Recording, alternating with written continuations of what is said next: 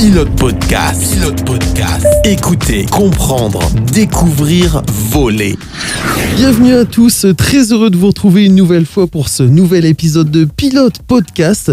Aujourd'hui, je suis accompagné de Paul de l'application Safe Sky. On va parler de sécurité dans le ciel et puis d'anti-abordage surtout, puisque c'est le but de l'application.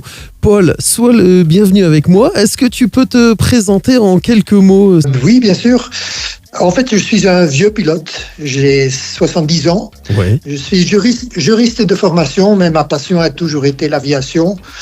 Mais seulement depuis 40 ans où j'avais les moyens et le temps, j'ai pu me concentrer sur cette passion en pilote amateur ULM depuis 30 ans. Surtout en autogire. J'étais pendant 20 ans également instructeur autogire. Et à part de voler, je suis actif dans la fédération belge et la fédération ULM européenne. Ouais. Et depuis ma retraite, je suis cofondateur de Safe Sky. D'accord. Alors tiens, on va revenir un petit peu. C'est vrai que je t'ai pas expliqué le principe de l'émission. Alors l'émission, elle se déroule en 2 étapes. On va parler du vol en général, puisque comme tu viens de nous le dire, tu es pilote. Et puis ensuite, on parlera du sujet pour lequel tu interviens, c'est-à-dire Safe Sky. Alors tu nous as dit que tu pilotais depuis un moment. La question que j'ai et que je pose un petit peu à tout le monde, c'est de savoir comment tu es venu au pilotage. Comment es-tu tombé dans la marmite ? Par hasard. En fait, j'avais un oncle qui était militaire, réserviste dans l'armée belge et qui m'amenait dans des meetings aériens où je pouvais exceptionnellement toucher des avions de chasse. Ça m'a tellement impressionné. J'ai fait après un petit vol à 13 ans avec un Cessna 150 et j'ai toujours rêvé de ça. Mais comme je disais, ce n'est qu'à partir de 40 ans que j'avais les moyens et le temps surtout pour commencer à voler. Et comment ça a été perçu par ton entourage, cette façon de voler ? Ça a été bien perçu ? Il y a eu de la peur ? Comment que c'est arrivé ? Quand j'étais jeune, on me disait oui, c'est un rêve de gosse. Je suis toujours resté gosse et j'ai toujours continué à rêver. Mais à partir de 40 ans, j'ai dit non, je m'y mets maintenant. Et mon entourage a dit comme tu es tellement passionné, pourquoi pas. Donc, ils n'ont pas eu peur parce qu'ils me connaissent. Je suis assez sécurisant. Oui. Est-ce que tu peux nous parler, t'en as un petit peu parlé, mais est-ce que tu peux nous en dire plus, tiens, sur ton premier avion sur lequel tu as volé ou ton premier vol par exemple ? Oui, en fait c'est mon garagiste de voiture qui m'a amené une fois en pendulaire et j'étais tellement impressionné par les sensations en vol que j'ai dit je vais d'abord commencer à voler en pendulaire. Ouais.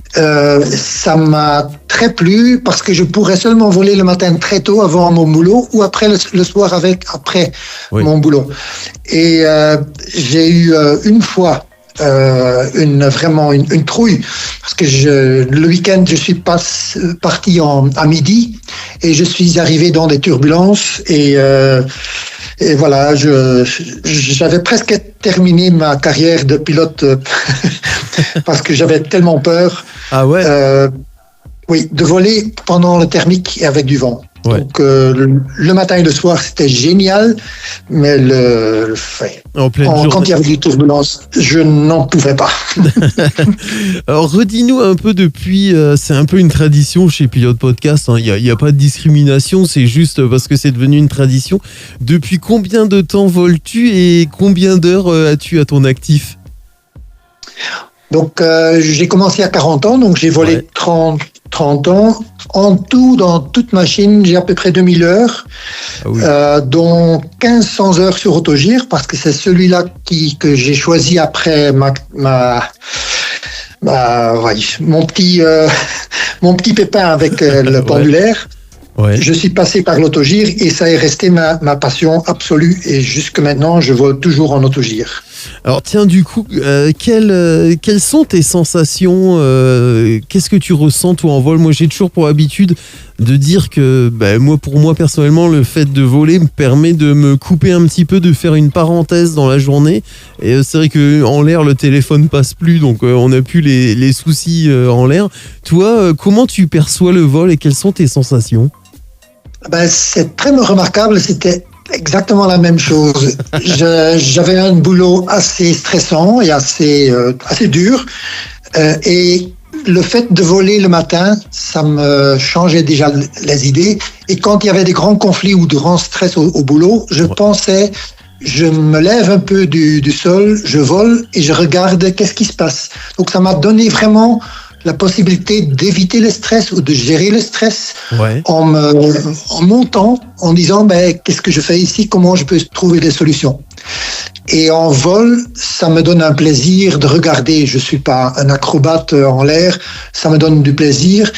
Et ça donne surtout du plaisir de partager avec quelqu'un que je peux amener pour partager ce plaisir. Et ces sensations qui te font décoller en fait de la réalité de tous les jours. Ouais, de prendre de la hauteur et de couper un peu avec cette vie qu'on a au sol. Et puis cet apaisement, comme tu dis. J'ai l'impression que c'est un petit peu une donnée commune qu'on a un peu tous entre pilotes. C'est très très bizarre parce qu'il y a des pilotes qui aiment bien de voler, de l'acrobatie et tout ça et montrer ce qu'ils peuvent. Moi, j'ai jamais eu ça. J'ai le plaisir de prendre un peu de retrait. De voir du ciel, qu'est-ce qui se passe sur la terre. Je comprends tout à fait, c'est vrai, c'est tellement beau. Quelle passion quelle place tu donnes aujourd'hui à cette passion, à ton quotidien ? Est-ce que tu es plutôt un pilote qui est acharné à regarder beaucoup de choses, ou tu arrives à faire la part des choses et à ton quotidien, à te dire tiens, ça c'est du temps uniquement pour ma famille par exemple, et je ne me consacre plus qu'à ça par exemple? Je dois dire, depuis ma pension, ma retraite, ça a changé complètement ma vie, évidemment. Oui. J'ai beaucoup plus de temps, mais je constate que presque la plupart de mon temps va à l'aviation. Pas uniquement voler en soi, mais la partie le travail pour Safe Sky et la partie travail pour la Fédé belge, l'ULM et la Fédération européenne. Tout ça, ça me prend quand même, disons, 40 heures par semaine. Ah oui, quand même.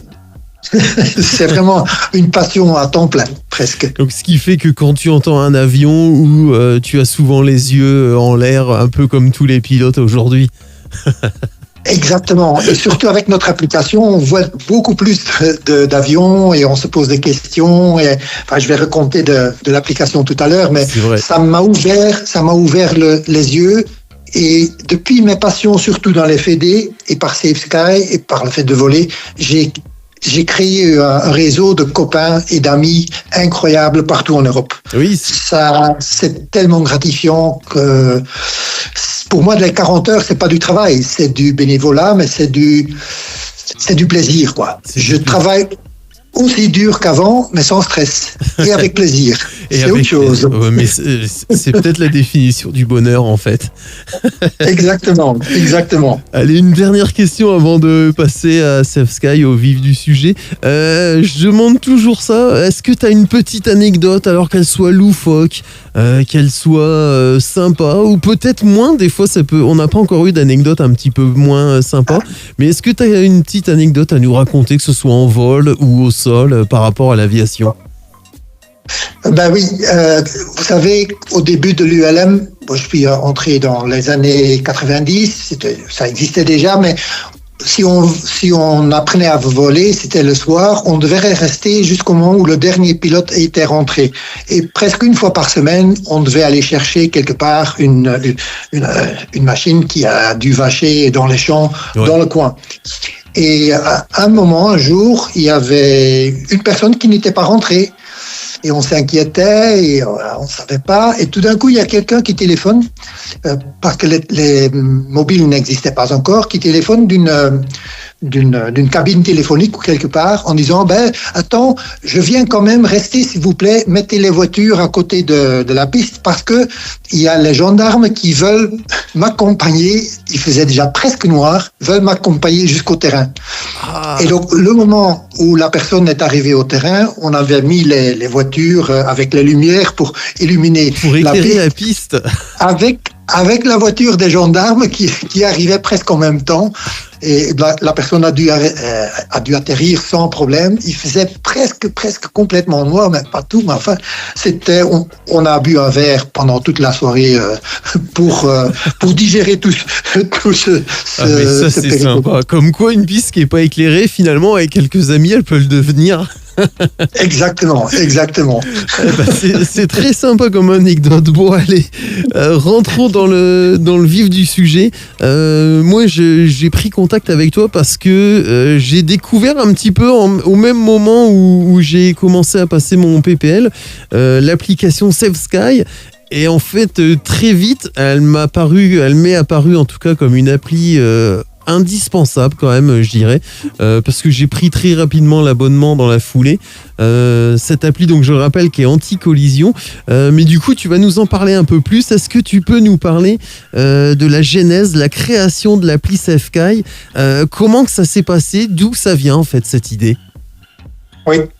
En fait, c'est un collègue, un pilote ULM dans notre club, français, qui habite en Belgique, qui un jour est venu en montrant une application, on ne savait pas quoi, et il a raconté son histoire. En fait, il volait en ULM 3 axes, il était allé en France, et à 4500 pieds, il a rencontré un parapentiste. Ouais. Il n'a pas vu auparavant le paramotoriste non plus. Et il s'est dit après, nom d'une pipe, comment fait-on en 2020, c'était en 2016, en 2016 qu'il n'y a pas de technologie qui nous permette de se voir en l'air. Et donc il raconte ça et on a dit, on va prendre rendez-vous avec quelques pilotes copains du club. On est allé manger un bout. Il nous a raconté ça, il a expliqué comment ça marchait et on a dit si c'est vrai que vous racontez que votre application fait ça, de suite on va s'y mettre. C'était encore dans la période Covid, donc on avait le temps. J'avais le temps parce que je venais d'être pensionné, retraité, et donc 3 mois après, on a créé une entreprise pour soutenir le développement de cette application. D'accord, et c'est comme ça qu'est né. Alors toi, personnellement, tu n'as pas eu d'expérience anti-abordage, on va dire, comme a pu avoir cette personne et qui t'aurait poussé en plus à créer cette appli. Quand on est venu ensemble avec 6 pilotes, tout le monde a raconté ses histoires et moi j'en ai eu 2 histoires qui m'ont vraiment effrayé. La première fois, c'était il y a très longtemps, je volais en pendulaire et à 2000 pieds à peu près, et il y avait 2 mirages qui passaient en dessous de moi. J'ai eu une trouille incroyable. Il n'y a rien qui s'est passé. Ils sont passés peut-être à 500 pieds en dessous de moi. Donc, il n'y a rien qui s'est passé. Mais la deuxième fois, c'était en 2015, je crois. Oui, à peu près. J'ai rencontré un avion bimoteur. Je voyais presque les yeux des pilotes. Et heureusement, on était à 1000 pieds. Lui, il volait en IFR. Moi, je volais en VFR. Il m'a certainement pas vu. Et heureusement que j'étais en autogire. J'ai coupé les gaz et j'ai plongé en bas. Sinon, je crois qu'en avion, j'aurais une collision. Et ça m'a tellement frappé que depuis, je ne me sentais jamais à l'aise. Je regardais dehors pour éviter des choses pareilles. Et donc, tout le monde de ces pilotes, ils ont raconté leurs histoires et on disait, mais en fait, tous les pilotes ont des expériences pareilles. Ouais. Pas tous les jours, évidemment, mais et pourquoi pas trouver une solution? Et au début, on ne savait pas ce que ça allait donner, mais quand je vois maintenant que pendant 5 ans, on a travaillé avec les 6 presque à temps plein pour ça, et où nous sommes arrivés, je suis très content. C'était du boulot, c'est toujours du boulot, mais c'était très gratifiant parce que si on arrive quelque part, les gens sont très contents et parlent des avantages et des limites et tout ça. Ça nous apprend énormément. Oui, et c'est vrai que malgré ce qu'on pourrait penser, on n'est pas seul dans le ciel et aux vitesses auxquelles on évolue, comme tu le dis, ça peut être très vite fatal et le fait de voir ce qui peut arriver en face, comme tu le dis, ça peut éviter des solutions bien problématiques. Après, je vais encore revenir sur une nouvelle réalité qui sont les drones. les drones. Et surtout depuis la guerre en Ukraine, ils nous envahissent en fait notre espace aérien. Et si on veut continuer à voler, en tant qu'aviation générale, ULM ou autre, on devra être visible pour eux, sinon ils vont nous interdire de voler. C'est ma conviction, c'est pour ça que je milite dans les fédérations et au niveau européen, avec Europe Air Sport et avec l'EASA, on milite pour trouver des solutions techniques pour rendre visible tout le monde, pour que les drones puissent nous voir, pour nous éviter. Parce que si on ne trouve pas cette solution, ils vont nous interdire de voler dans certaines zones de plus en plus. Oui, c'est vrai que... Enfin, ça c'est une autre problématique, mais on reviendra peut-être à la fin là-dessus. C'est tellement important.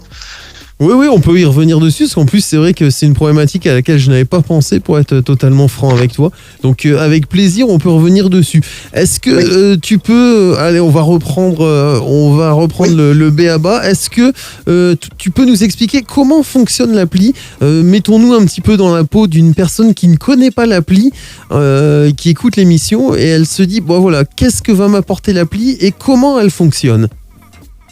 Oui. En fait, c'est assez simple. Presque tout le monde a un portable ou une tablette, liée à l'Internet avec une carte SIM. Et dans ces petits outils, ces appareils, c'est plein de nouvelles technologies. On ne se rend plus compte ce qui est dedans. Il y a un GPS dedans, il y a un baromètre dedans, il y a un téléphone bien sûr, il y a une carte SIM pour avoir la connexion Internet. Il y a tous les éléments pour dire je suis là et je peux envoyer mes données par Internet vers les serveurs de Safe Sky. Et en revanche, cet appareil, ce petit simple téléphone, il est capable de recevoir tout le trafic qui est collecté par Safe Sky en revanche. Oui.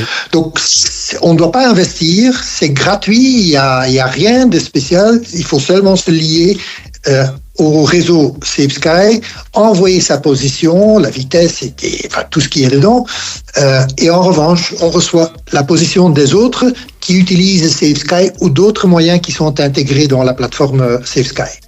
Alors, une petite remarque qu'on m'a souvent fait à l'origine, quand moi j'étais, je sais pas si j'étais l'un des premiers, et je pense pas, mais en tout cas, c'est peut-être moi qui en ai le plus parlé au club.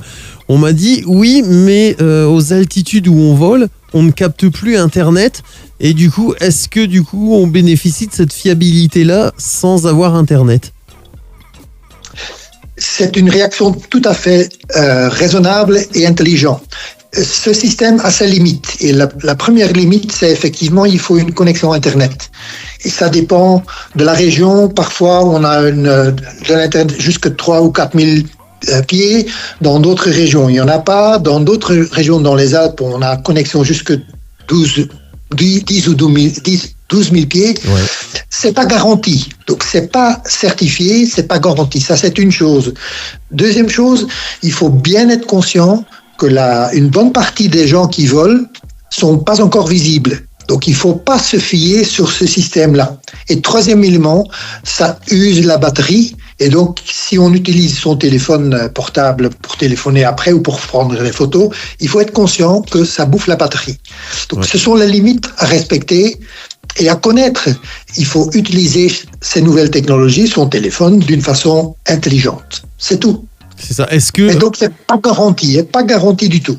Ah, est-ce que, alors moi, ma façon de voir Safe Sky, en fait, c'est que je me dis que c'est un élément supplémentaire de sécurité en plus de mon transpondeur et en plus d'avoir le contrôle aérien que j'ai en ligne.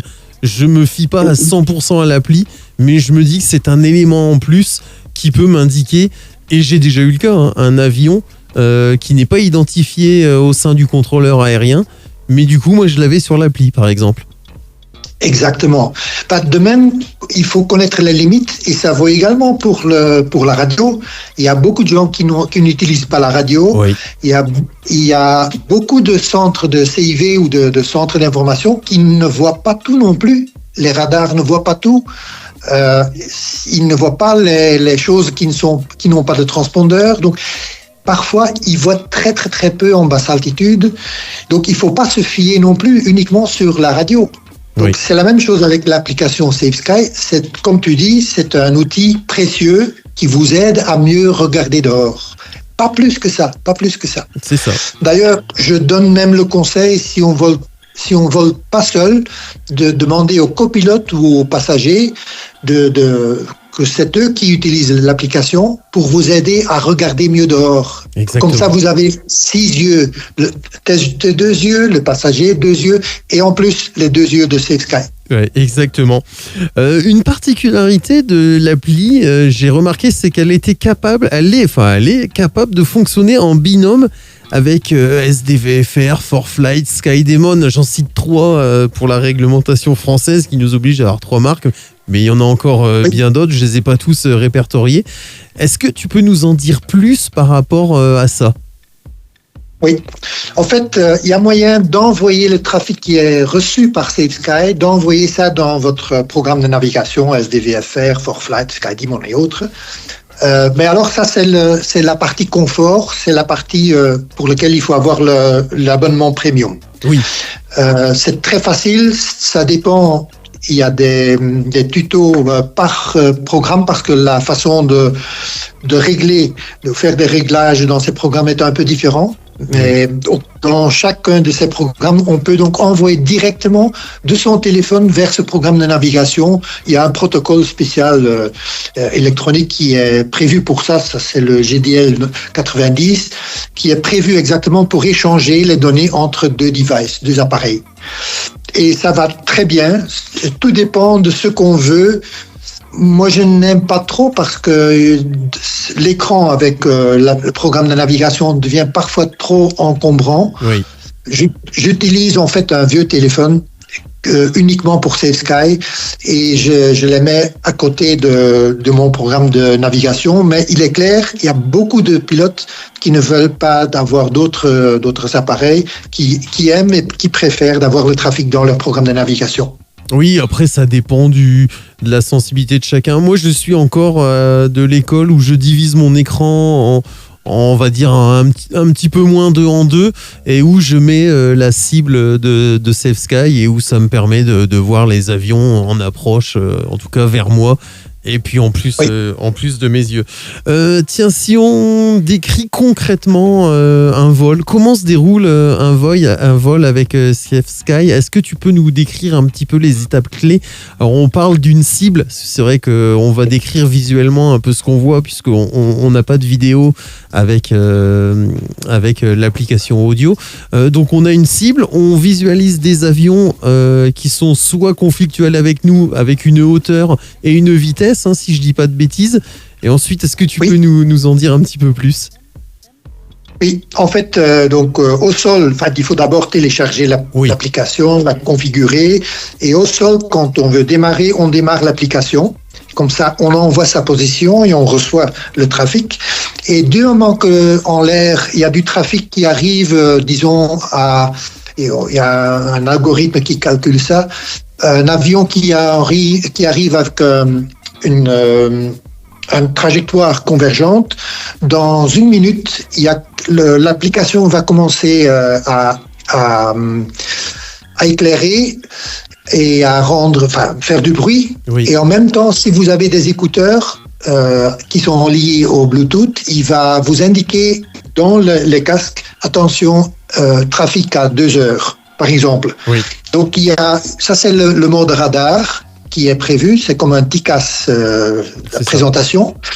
Ou bien on peut choisir de voler sous l'écran carte, et sur la carte, alors qu'on peut zoomer et dézoomer, on voit quelque part où se trouve le trafic. Par exemple, si d'ici 10 nautiques, il y a un troupeau de planeurs, on va voir dans 10 nautiques, il y a un troupeau de planeurs et on pourrait les éviter. Il ne faut pas aller jusque là-bas pour entendre les alertes de Safe Sky à 1 minute près. On peut les éviter parce qu'on a une vue sur l'ensemble de la situation dans l'air. Oui. Donc, c'est deux présentations différentes. Ce qui est très, très, très important, c'est la connexion, si on a des casques Bluetooth, de mettre l'audio les signaux et les alarmes audio dans les casques. Comme ça, on est conscient et c'est presque comme si le contrôleur vous indique attention, trafic à 2 heures. Oui, c'est ça. Et un avantage que je préciserai, c'est qu'en fait, du coup, ça ne nécessite pas d'avoir un œil en permanence sur l'appli. C'est aussi une remarque qu'un instructeur m'avait fait.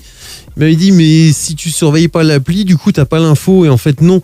De mon ressenti, l'appli nous laisse tranquille tant qu'il n'y a pas de danger. Effectivement, comme tu le disais, dès qu'il y a du danger qui se manifeste, elle se réveille et effectivement, on est alerté au moment voulu. Mais on n'a pas d'attention qui est captée pour rien. Enfin, moi, c'est le ressenti que j'ai eu en tout cas en utilisant cette appli. Dans la formation, j'ai interdit les pilotes qui volent tout seuls au début d'utiliser Sky en regardant l'écran. J'ai dit voilà, vous le mettez, vous décollez, vous mettez de côté et vous ne faites plus rien, vous ne regardez plus cet écran. Parce que c'est déjà tellement difficile. Déjà, les écrans avec les programmes de navigation ont aussi tendance à concentrer le regard du pilote. Oui. Donc, il faut vraiment, en tant qu'instructeur, les apprendre à utiliser ça intelligemment et regarder dehors à 80%. Oui. Quand je fais des examens, le vol d'examen, j'ai une petite caméra derrière moi et je dis au pilote, voilà, vous aurez réussi si 80% du temps vous avez regardé dehors. Et ils le savent et ils le font. Oui. Donc je pousse les gens à dire non, vous ne vous fiez jamais sur n'importe quelle technologie, ni la radio, ni le programme de navigation, ni Safe Sky ou autre. Vous devez regarder dehors, préparer votre navigation et voler comme on le fait dans le non certifié et dans le non contrôlé. C'est ça. Et ensuite, effectivement, se servir des infos de l'appli en plus et peut-être, pourquoi pas, confirmer ce qu'un contrôleur nous dirait ou ce que nous, on percevrait en face de nous, en tout cas. Exactement. Et là, apprendre à utiliser ça sagement et intelligemment, même dans le fauteuil à la maison. De même pour la navigation, j'ai dit, n'utilisez jamais un programme de navigation si vous ne l'avez pas familiarisé avec dans votre fauteuil le soir. Oui, c'est vrai. Ouais. Si vous devez commencer à réfléchir, ce bouton, comment je fais ça, ça ne va pas. Ça va pas.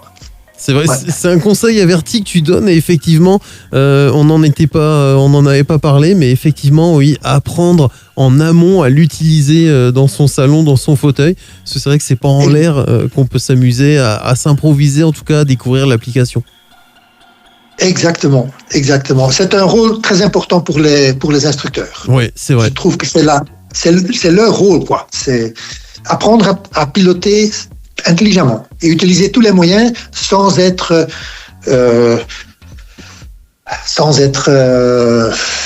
pris uniquement par les nouvelles technologies.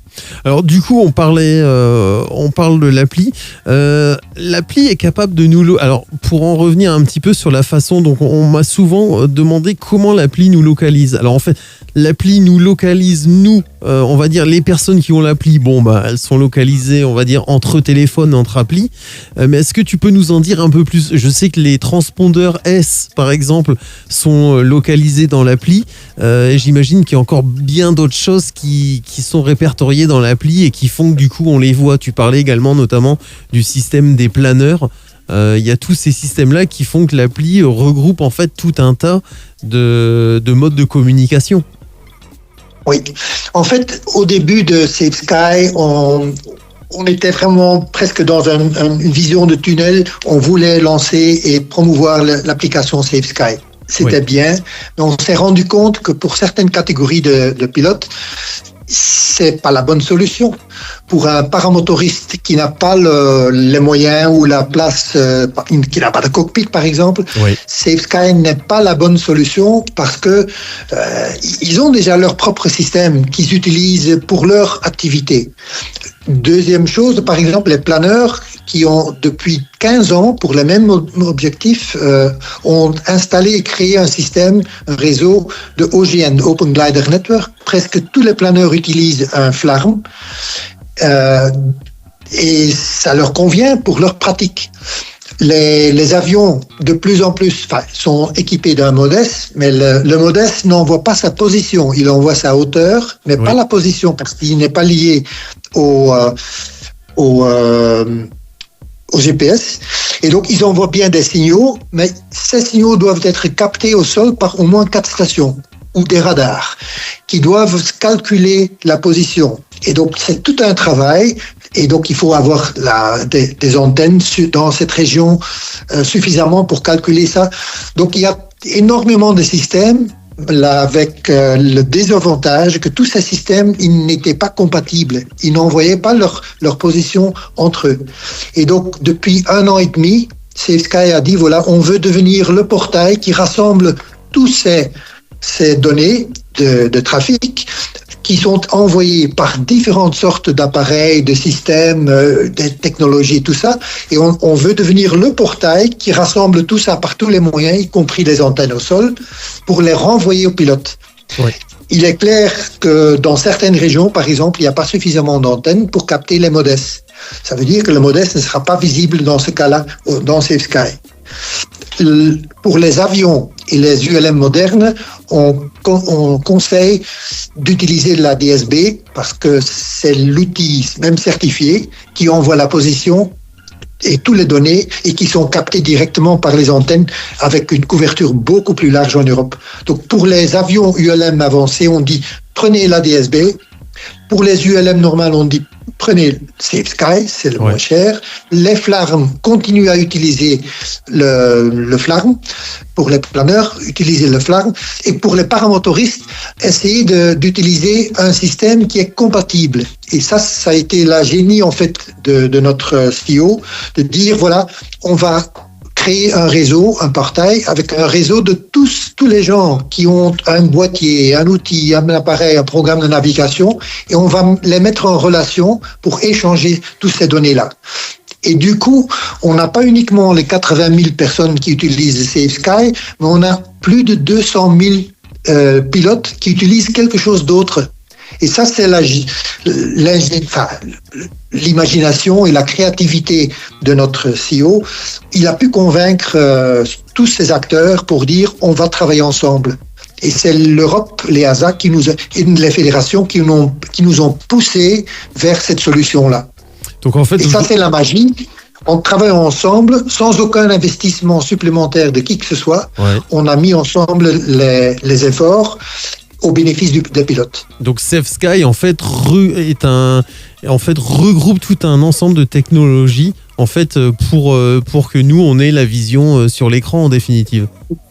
Exactement. Et il arrive par moment que le même aéronef envoie que nous recevons au moins 5 ou 10 fois le signal de cet avion par des antennes différentes, par des réseaux différents. Et ce que SafeSky fait, c'est de ramasser toutes ces données, les nettoyer, les timestamping, comme on dit, c'est de donner une heure précise du dernier message, la découpler et le formater dans un format qui est utilisable par tous les autres acteurs qui ont quelque chose, un outil pour recevoir ces informations. Donc c'est tout un travail de background énorme.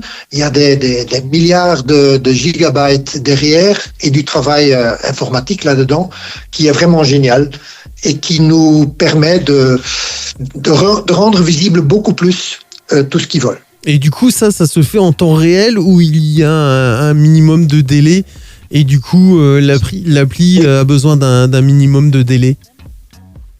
L'appli a un tout petit délai, pas beaucoup, c'est quelques millisecondes, mais ce qui a parfois un délai, par exemple, il y a un petit boîtier qui s'appelle MicroTrack, qui est uniquement utilisé en France.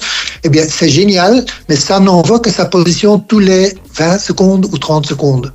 Donc, ça veut dire que sa position n'est jamais très, très, très précise. Mais il faut être conscient, mais c'est pas très, très dangereux. Et si on le sait, je vois ici, c'est un micro-track, je sais, je le vois dans son track, je vois d'où il va, mais avec un peu de retard. La DSB, il n'y a presque pas de retard, et les gens qui utilisent SafeSky, il y a vraiment rien que quelques millisecondes de retard. Donc, c'est pas garanti, c'est pas certifié. Il faut être conscient des limites. Oui, c'est ça. C'est pas un TICAS, hein. C'est situational awareness, c'est la conscience de tout ce qui se trouve en l'air. Oui, mais c'est très bien résumé. Et du coup, une question qu'on m'a également posée, pourquoi du coup ne pas rendre cette application, alors peut-être sous quelque forme qu'elle soit, mais pourquoi cette application ne deviendrait pas obligatoire à terme d'un point de vue sécuritaire ? Au début, évidemment, on rêvait que tout le monde devrait utiliser Safe Sky, mais on est déjà très loin de cette idée-là. Notre objectif, ensemble avec toutes les fédérations, avec l'EASA au niveau européen, c'est de rendre tout le trafic visible. Ça, c'est la première chose. Et on urge les pilotes, soyez s'il vous plaît visibles. Pour la sécurité, c'est une chose, pour la sécurité de vos collègues en l'air, c'est deuxième chose, mais surtout, soyons visibles pour les drones. Parce que si on n'est pas visible pour les drones, on va nous écarter. Oui. C'est déjà en cours dans certaines régions, donc il faut être visible. Est-ce que c'est par Safe Sky ? Tant mieux pour nous, pour Safe Sky, mais de grâce, si vous avez un ADSB, s'il vous plaît, utilisez-le. Si vous avez un modem, ok, mais essayez de le transformer en ADSB en liant un GPS. Les FLARM, les planeurs le font déjà tous, ils utilisent les FLARM. C'est surtout ceux qui n'utilisent pas encore quelque chose qui est visible, c'est les paramoteurs, le vol libre. On les pousse à utiliser une application ou un boîtier qui est lié au système et qui est entré dans la famille de Safe Sky. Alors avec ton esprit, toi, enfin ton expérience de pilote et de développeur pour l'appli, si tu prenais un petit peu de recul, c'est une question qui me vient, mais alors, qu'est-ce qui, selon toi, fait qu'aujourd'hui, il n'y ait pas, par exemple, 100% des pilotes qui se disent je vais utiliser Safe Sky, ne serait-ce que pour être vu ou pour pouvoir avoir conscience de quelqu'un que je ne verrai pas et qui pourrait arriver vers moi.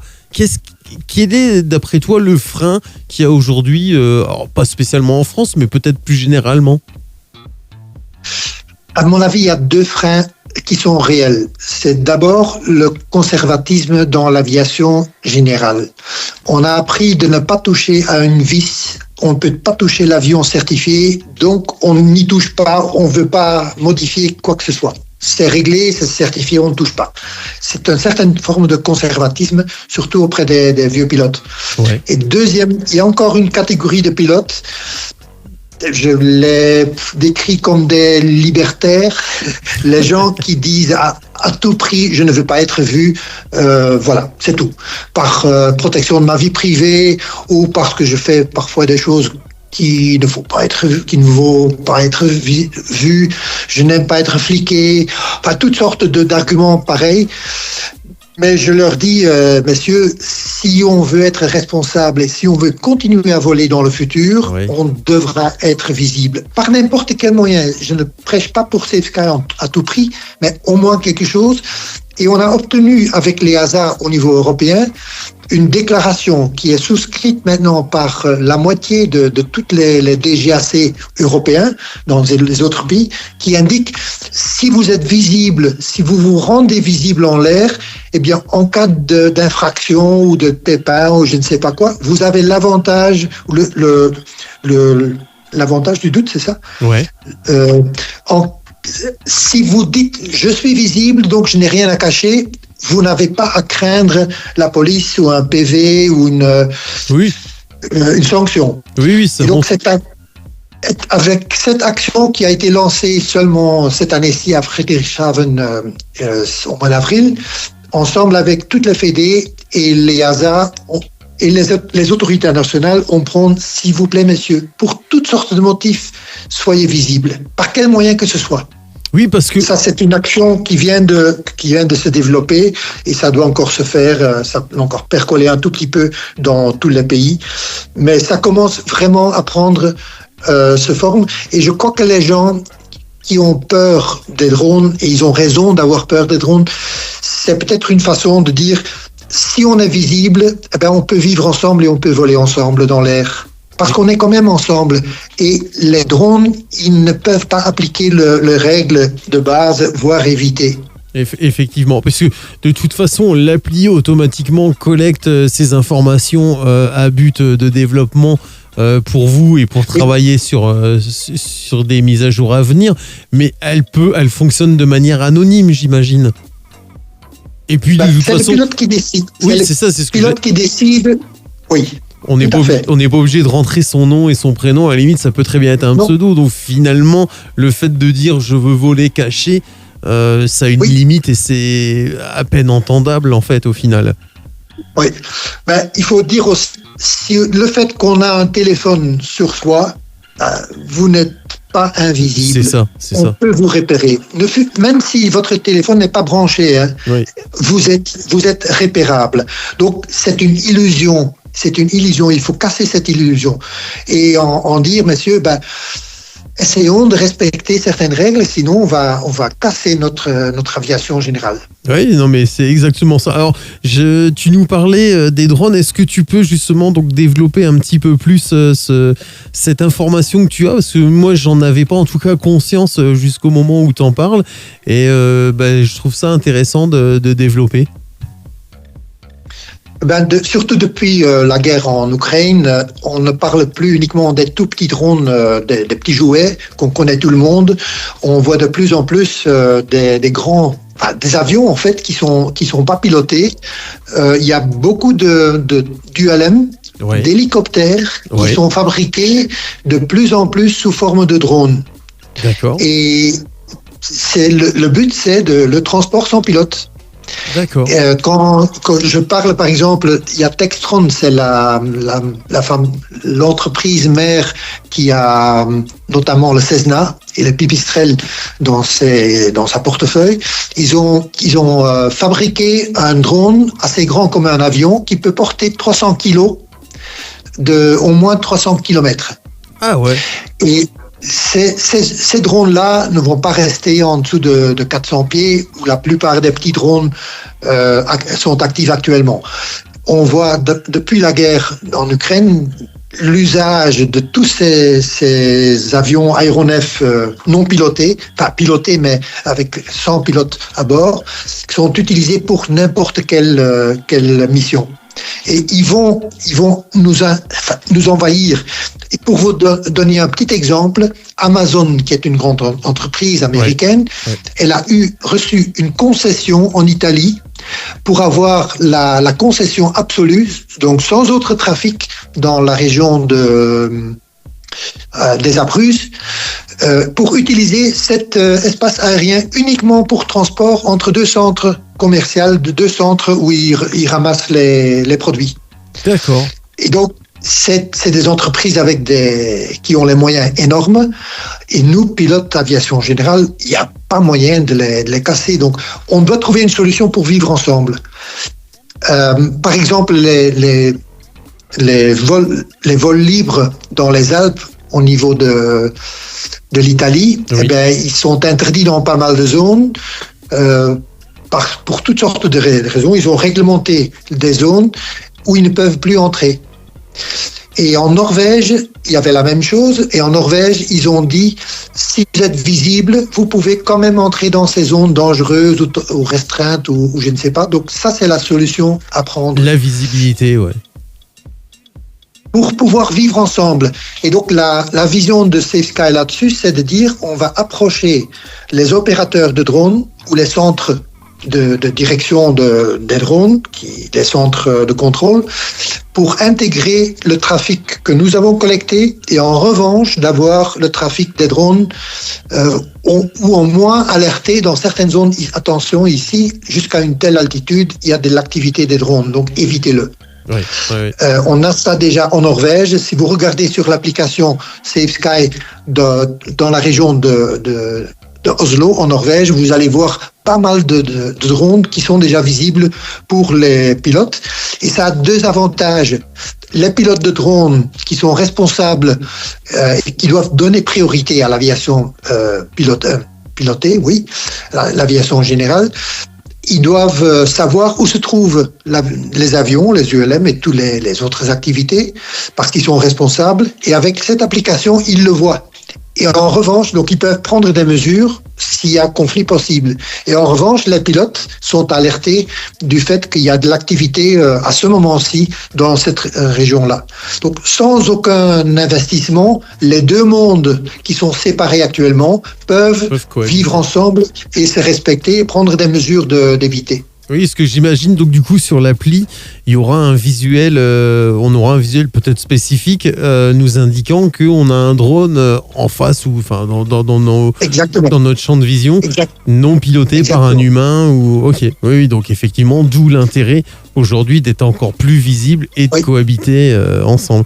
Et c'est intéressant parce que pour moi un drone, ça restait les petits jouets entre guillemets et je ne voyais pas cette vision que tu m'amènes de drone, d'avion en fait autonome.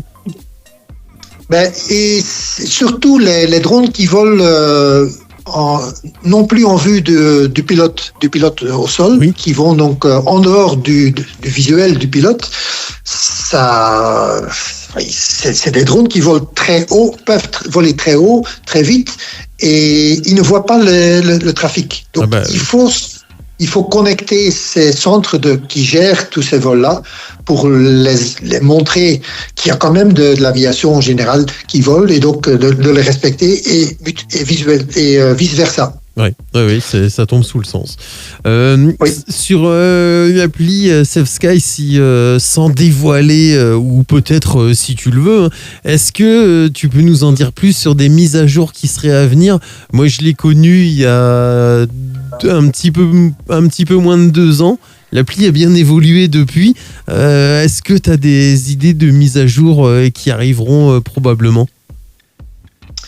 Pas des nouveautés d'ici 6 mois, certainement pas, parce que notre focus est vraiment de continuer à augmenter la famille pour nourrir le portail. Donc, tous les programmes de navigation, tous les outils, les boîtiers, les outils qui sont utilisés par toutes les catégories d'aviation, les contacter et mettre automatiquement les données, l'échange des données en place, automatiquement, par des API, ça s'appelle, je ne connais pas les techniques, mais donc que sans aucun investissement, les deux boîtiers, les Gaggle, les Siri, les micro-tracks et tout ça, toutes ces données sont automatiquement échangées par le portail de Safe Sky. Ça, c'est notre grande vision donc pour augmenter la visibilité de tous qui utilisent quelque chose. Deuxième chose, on veut pousser ensemble avec les FED que tous les pilotes soient visibles. Et troisièmement, on a trouvé des fabricants qui peuvent produire des boîtiers qui enlèvent les problèmes de Safe Sky, c'est-à-dire problème de la batterie, problème d'usage de son téléphone, de connexion, surtout ça, et donc, il y a maintenant un boîtier qui est déjà sur le marché, qui remplace en fait ton téléphone, qui envoie sa position comme normal, comme dans l'application, mais qui en plus de ça, s'il n'y a pas de connexion Internet, reçoit quand même des signaux comme les MODES et les FLARM et les ADSB. Donc même si on vole en altitude ou même dans des régions où il n'y a pas de réception d'Internet, eh bien vous allez quand même continuer à voir directement sans Internet ces avions-là. Pas tous, parce que vous allez voir que seulement les FLARM, les ADSB, certaines autres, mais pas tous, encore moins que si on a l'Internet. Mais ce boîtier combine donc en fait les avantages de Safe Sky et élimine les limites, l'usage de la batterie, et si on n'a pas de connexion Internet, on a quand même une certaine vue sur certains trafics. Oui, c'est ça, ça reste un moindre mal. Est-ce que moi je pense, ça reste ma conviction personnelle, mais aujourd'hui, si on te disait que 100% des pilotes possédaient l'appli, est-ce que, à ton sens, ça rendrait en tout cas le ciel plus safe ? Est-ce qu'on aurait beaucoup moins de risques de collision ? Certainement. Si tout le monde utilisait ça sagement, ça éviterait les risques. Mais c'est pas uniquement ça. Enfin, ça, c'est l'objectif primordial et c'était dès le début, c'était la sécurité. Mais la deuxième chose, c'est en plus, c'est quelque chose de c'est amusant. d'utiliser. Quand on fait une sortie avec quelques copains, on ne doit pas s'occuper à appeler la radio. Tu es où? Je ne te vois pas. Non. Vous pouvez créer une escadrille, vous êtes visible entre vous et vous n'avez pas les alarmes qui peuvent gêner sinon. Et donc, c'est un outil qui te donne du confort et diminue le stress. C'est amusant. De plus, on peut vous suivre au sol quand on fait une raid ou un trip quelque part. Les voisins, la famille, les copains peuvent dire « Ah voilà, ils sont là, regarde, ils sont ensemble ». Oui. Et troisième élément, encore plus important maintenant avec les drones, c'est que les pilotes créent la possibilité de continuer à voler, même dans l'époque où les drones vont envahir notre ciel. Oui, c'est vrai. Donc, c'est les trois éléments. Ce n'est plus uniquement la sécurité avant tout, mais c'est beaucoup plus large. Et c'est vrai que je rebondis sur le côté ludique. Est-ce que tu peux nous en dire un peu plus sur le mode escadrille et compagnon? Parce que c'est vrai que ça amène, comme tu le disais, un côté sympa et ludique. Et ça pourrait être sympa d'en développer quelques minutes sur ces deux modes-là. En fait, ça permet de voler ensemble et de se voir ensemble. Exactement. Donc pour ça, il faut d'abord inviter d'autres pilotes en tant qu'amis ou compagnons, comme on dit. Oui. Donc il faut les inviter. Ils doivent être d'accord d'être amis avec vous dans l'application. Et du moment à ce moment-là, vous pouvez créer une escadrille et vous pouvez inviter vos copilotes dans cette escadrille. Et si vous faites une sortie, par exemple, vous décollez avec cette escadrille, et vous allez voir dans une couleur que vous avez choisie, rose ou en bleu, peu importe, vos copains en vol à première vue. Donc il ne faut pas regarder très près dans la carte, dans l'écran carte, vous allez voir où se trouvent vos copains. Est-ce qu'ils sont derrière vous, à côté de vous? On a fait l'exercice. Si vous volez tout seul et vous êtes à un nautique séparé entre vous, c'est presque impossible de continuer à se voir. Sauf si l'autre appareil est plus haut et donc on le voit dans le ciel. Mais s'il est confondu dans le paysage, on ne les voit pas. Ouais, effectivement. Et là, ça permet de continuer de se voir et de savoir où chacun est. Oui, et encore un élément amusant, c'est pas très important. On peut s'envoyer également des messages, mais préconfigurés. Ouais. On peut dire, on se voit au bar, appelle-moi sur telle fréquence, par exemple. Peu importe quel message qu'on préétablit avant au sol, pas en l'air évidemment. Ouais. Et on peut dire, j'envoie, il fait mauvais là-bas, je rentre. Des petites choses comme ça, on peut inventer et on envoyer aux copains. Oui, ça porte son utilité, c'est vrai, effectivement. Il y a un élément qui est pas très bien connu, c'est l'aspect Search and Rescue. Donc, en cas de pépin, il y a toute une série de systèmes dans l'application pour vous retrouver en cas de difficulté. Et on a eu déjà 5 fois le cas où les services nous demandent est-ce que vous avez des traces de quelqu'un parce qu'on a perdu quelqu'un et on ne le trouve pas. Ah, effectivement, donc, c'est vrai.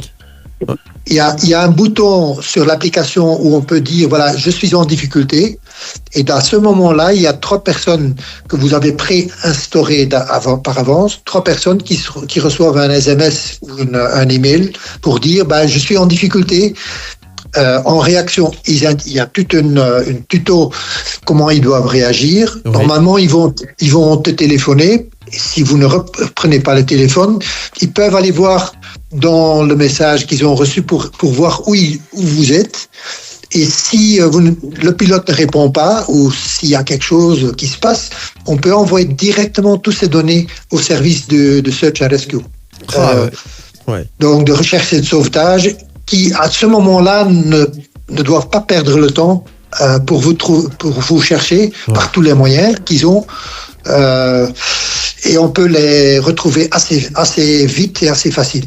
C'est vraiment mais c'est encore un exemple. C'est vrai j'y pensais pas aborder ce sujet, mais c'est un exemple qui montre que vraiment cette appli est basée sur l'aspect sécurité. C'est vrai que cet élément-là, c'est encore quelque chose en plus. il vous manquait quelque chose pour vous convaincre. Et il y a encore une autre petite chose, moi qui m'a beaucoup servi à mes débuts et dont on n'a pas abordé sur l'appli Safe Sky. Ça peut être tout bête, mais je sais que moi, bien souvent, j'ai l'aérodrome vers lequel je me dirige. J'ai la météo de l'aérodrome vers lequel je vais. C'est peut-être tout bête, mais cette indication de vent, par exemple, elle me donne une longueur d'avance sur le fait de savoir sur quelle piste, enfin de quel côté de la piste je vais me poser. Et en fait, c'est tout un tas de petites choses qui, je trouve, sont assez appréciables lorsqu'on est en vol. D'avoir ces infos météo-là, ça peut être très bien. Ne serait-ce que aussi de se rassurer et de se dire, bon, ben ça va, j'ai Cavoc là où je vais pas me retrouver avec 800 pieds de plafond et être obligé de faire demi-tour, ou que sais-je. Oui, effectivement. Et je me suis rendu compte qu'en fait, dans une distance assez rapprochée, par exemple, le QNH peut changer énormément, peut être différent énormément. Et ça peut aider si on fait un vol d'1 heure, par exemple, dans une zone où le changement du baromètre est assez important, de voir effectivement quel est le QNH sur cet aérodrome auquel je me dirige. Ouais. Ou quel est le vent? Parce que à la mer, par exemple, à la côte, le vent peut être complètement à l'envers du vent en campagne. Donc ça peut effectivement aider. Ouais, pour certaines gens qui font des vols un peu plus longs, oui. Ouais, c'est une aide tout à fait intéressante. Alors, j'allais dire, l'interview touche à sa fin. Est-ce que tu avais encore... je te donne le mot de la fin, c'est toujours quelque chose qu'on laisse chez Pilote Podcast. Est-ce qu'il y a quelque chose que tu voudrais aborder et qu'on n'aurait pas abordé? Un sujet dans Safe Sky qu'on a complètement oublié? Je te laisse le mot de la fin. Et juste après, je ne sais pas si tu as écouté les autres podcasts, mais il reste une troisième partie qui est l'interview flash, qui nous permet de mieux connaître les pilotes. C'est une série de 10 questions et où tu dois répondre par un mot. Mais voilà, est-ce que je te laisse le mot de la fin? Est-ce que tu veux ajouter quelque chose à cette interview? Je voudrais d'abord dire qu'il faut être conscient que nos yeux ne sont pas faits pour voler. On n'est pas des oiseaux. Et donc, voir et éviter les règles de base, ça n'est plus suffisant. On vole beaucoup plus vite, on est beaucoup plus nombreux avec des différents types d'appareils et nos yeux ne sont pas équipés ou nos machines ne sont pas équipées pour voir tout. Si vous avez une aile basse ou une aile haute, c'est une grande différence. Il y a une grande partie de votre vision qui n'est pas là. Donc, il faut être conscient que voir et éviter ne suffit pas pour voir, mais ne suffit certainement pas pour nous rendre visibles pour les drones. Donc, il faut utiliser des technologies pour mieux voir dehors et continuer à regarder dehors, mais également pour être visible pour les drones, mais aussi pour tous les copains en vol. C'est pour moi le plus important, se rendre compte de ses limites, également des limites de tous les appareils qu'on utilise. Il faut utiliser ça sagement et avoir une vision sur le futur. On n'est pas contre les drones, mais on veut quand même continuer à voler. C'est ça, il faut pouvoir cohabiter. Exactement. Et donc, le Safe Sky, c'est un outil supplémentaire qui peut vous aider à mieux regarder dehors, comme il y a d'autres systèmes. Et comme je dis, si certains pilotes n'ont pas besoin de Safe Sky, ils doivent continuer à utiliser le FLARM, l'ESB ou les outils qui sont utilisés par les paramoteurs ou les parapentistes, les vols libres, à condition qu'ils soient effectivement insérés dans la famille Safe Sky et qui sont visibles pour les autres. Exactement. La visibilité, c'est le mot-clé. En anglais, on dit e-conspicuity ou conspicuity. En français, c'est un peu bizarre, mais c'est la visibilité de tout autre aéronef. Et donc, surtout, convaincre les gens qui ne sont pas encore visibles, il y en a encore pas mal, de dire, s'il vous plaît, aidez-nous, si ce n'est pas pour vous-même. Les ballons, par exemple, ça n'a pas d'importance. Bon, tout le monde les voit, mais les drones ne les voient pas. Oui. Donc, même les ballons sont conscients que si un drone les attaque et qu'ils ne le voient pas, ils sont en danger également. Effectivement. Avant de te quitter, donc je te parlais de l'interview flash. Donc comme je te disais, c'est 10 questions que je pose absolument à tous les invités qui viennent chez Pilote Podcast. Alors qu'ils soient pilotes, non pilotes, en fait c'est ça le but de ces 10 questions, c'est que ça permet un petit peu de savoir un petit peu la pensée de chacun. Tu vas voir, c'est souvent un choix, c'est soit A, soit B hein, globalement. Et ça nécessite une réponse en un mot, c'est les questions flash. Alors la première question, c'est est-ce que tu es plus Boeing ou Airbus ? Ah, Airbus, évidemment. Alors t'as un petit peu répondu, mais voltige ou vol promenade ? Votre promenade. GPS, VOR ou la bonne vieille carte ? Oh, GPS. Moteur ou réacteur ou turbine ? Moteur. Pour l'atterrissage, vent de face ou de travers ? Ouh, je fais plutôt vent de face. Alors, en autogiron, ça ne gêne pas. Ouais. VFR ou IFR ? VFR, je rêve toujours de l'IFR, mais c'est trop compliqué à mon âge. Et, kiss landing ou hard landing ? Oh là là, kiss. Ah, J'adore les kiss. Au sol ou en l'air ? En l'air. Seul ou accompagné ? Accompagné. Et la dernière question, avec ou sans moteur ? Ça ne me dérange pas si le moteur lâche. Je suis toujours prêt à atterrir sans moteur. Ah ouais ? Je suis de la vieille génération. Ah, c'est une bonne chose ça, parce qu'on dit souvent qu'on a beaucoup plus chaud quand le ventilateur en face arrête de tourner. Hein. C'est ce qu'on dit nous en France. Je ne sais pas si vous avez aussi cette expression-là. Exactement.